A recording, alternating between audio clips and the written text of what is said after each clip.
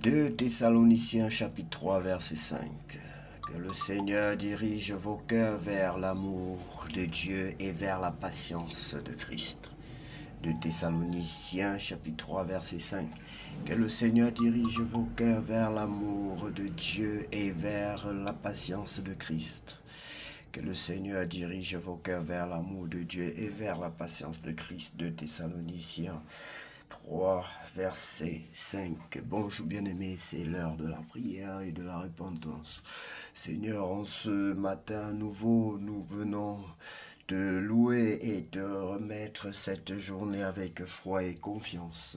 Père Céleste, merci pour le souffle de vie et pour tes bontés qui se renouvellent chaque matin. Nous te confions cette journée, nos projets, nos pensées, nos actions. Remplis-nous de ta sagesse et de ta paix. Dirige nos pas, fortifie-nous face aux défis et aide-nous à agir avec amour et bienveillance. Que tout ce que nous ferons aujourd'hui te glorifie et reflète ta lumière. Comme il est écrit, que le Seigneur dirige vos cœurs vers l'amour de Dieu et vers la patience de Christ. 2 Thessaloniciens chapitre 3. Verset 5. Bien-aimés, merci d'être toujours nombreux à revenir dans la bergerie du Seigneur. Oui, c'est notre mission. Notre mission consiste à vous interpeller, bien-aimés, à vous rappeler l'œuvre rédemptrice de Jésus-Christ. L'œuvre rédemptrice de Jésus-Christ à la croix de Golgotha. Bien-aimé, Jésus est mort pour toi. Jésus est mort pour moi. Nous ne cesserons jamais de le redire, de le dire et de le redire. Il est grand temps de revenir dans la maison de ton Dieu, dans la bergerie de ton Dieu. Bien-aimé, si tu n'as jamais reçu le Seigneur Jésus-Christ dans ta vie comme ton sauveur personnel, je vais te proposer cette prière. Tu vas fléchir les genoux, tu vas t'humilier devant ton Dieu, lever les mains vers le ciel et dire, Seigneur Jésus-Christ, je reconnais que je suis un pécheur. Je reconnais que tu es le Saint de Dieu. Je reconnais qu'en dehors de toi, il n'y a point de Dieu. Je reconnais que je ne suis rien sans toi. Je reconnais, Seigneur Jésus, que je suis un menteur.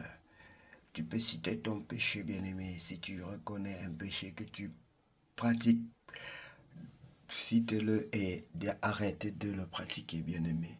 Je reconnais que j'ai pratiqué le mal, l'homosexualité, qui est interdit par la Bible. Je reconnais que je ne peux rien faire sans toi, Seigneur. Délivre-moi de mon état de péché.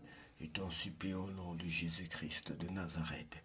Baptise-moi de ton Esprit Saint. Père Saint, je t'en supplie au nom de Jésus. Nous allons lire la parole de Dieu bien-aimé dans le livre de 1 Corinthiens chapitre 4. Les apôtres du Christ sont à la dernière place.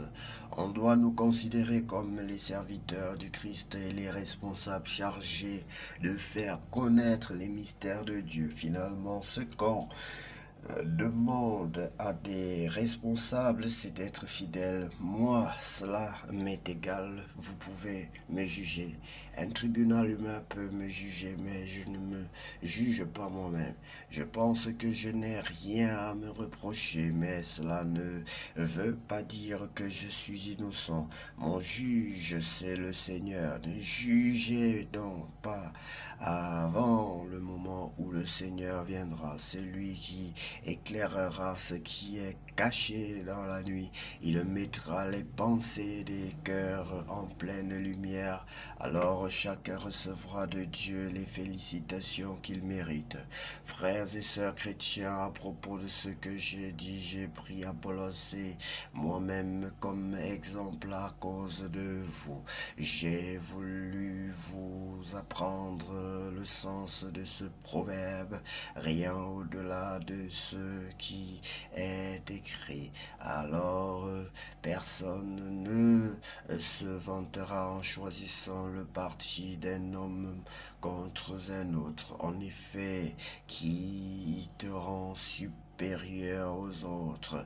Tout ce que tu as, c'est Dieu qui te l'a donné, n'est-ce pas?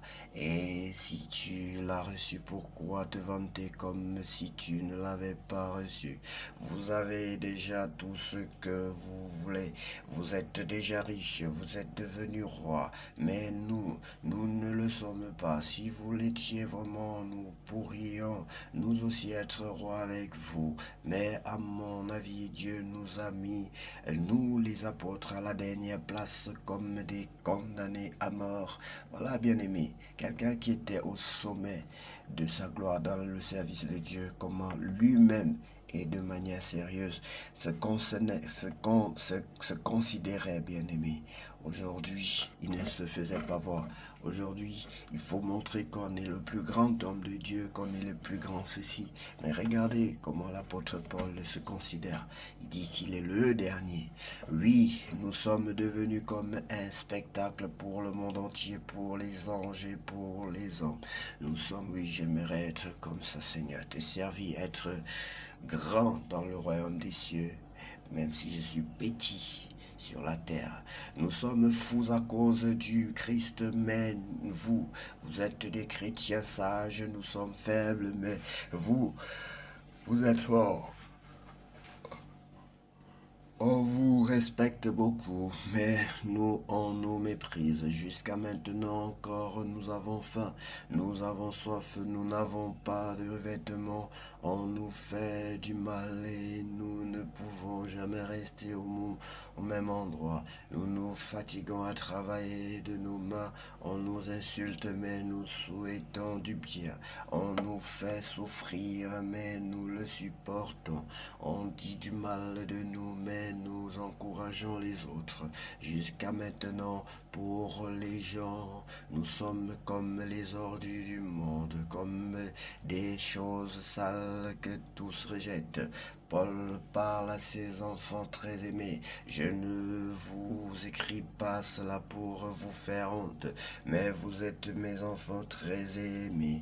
Alors je veux vous avertir, en effet, même si 10 000 personnes vous apprennent à vivre avec le Christ, vous n'avez pas plusieurs pères.